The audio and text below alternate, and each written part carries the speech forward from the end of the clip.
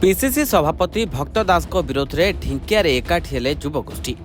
निकट अतीत में कांग्रेस पक्षर ढिंकिया ग्रामर राजधानी अभिमुखे गांधी पथे न्याययात्रा कार्यक्रम आरंभ होता बेले यहाकू घोर विरोध करिसेंति गोविंदपुर ग्रामर युवक माने। एही सुनी नियंतु एने कौन अभियोग आणुछंति गोविंदपुर ग्रामर युवगोष्ठी।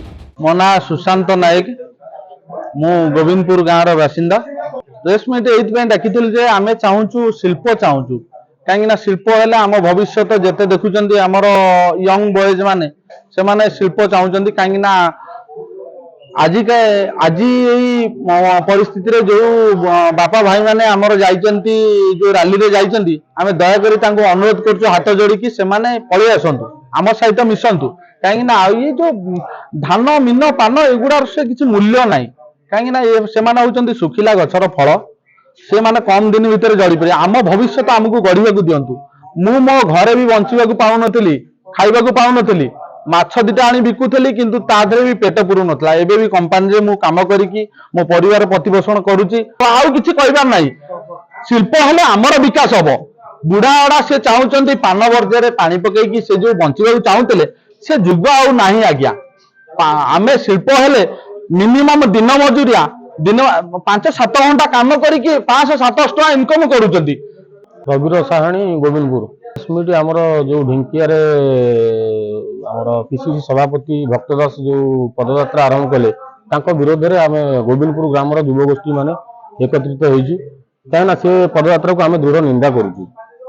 आम चाहूँ जो बाहर आसिकी बाहर निर्वाचन मंडली दामी दामी गाड़ी आनी जो पदयात्रा करें दृढ़ निंदा कर ढिंकिया पंचायत गोविंदपुर गाँव में समस्त मिसिक कर युवगोष्ठी मैंने ढिंकिया पंचायत कल तो आम हजार हजार युवक मैंने एकत्रित हे। आपण मैंने निजे भी देखिए जब जेडब्ल्यू केबे कंपनी गेट पाखक जी आप देखिए हजार हजार स्थानीय युवक मैंने निजुक्ति पाई। देखिए सकाल गेट पाखक जातु देखिए हजार हजार युवक मैंने निजुक्ति पाई, योग्यता भित्तिक निजुक्ति भी पाई। आगु कंपनी काम जिते शीघ्र चलो से आहरी हजार हजार हजार 10-20 हजार युवक मैंने निजुक्ति पाइबे।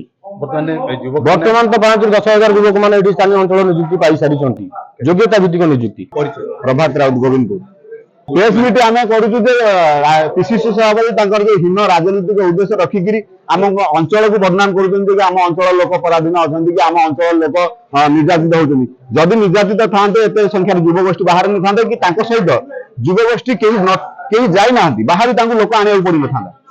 आम गोविंदपुर गाँव खाली आम गोविंदपुर गाँव युवगोष्ठी मैंने एकाठी से तो आनी 3टा पाखापाखि निर्वाचन मंडल नहीं। आम चाहूँ आम अंचल को बदनाम करते ना।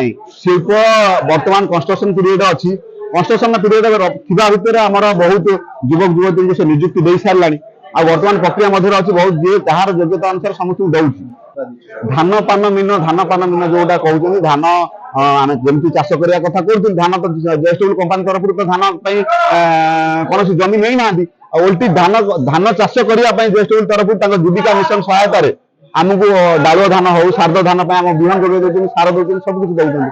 पारादीप प्रशांत कुमार स्वाई रिपोर्ट रिपोर्टर्स टुडे।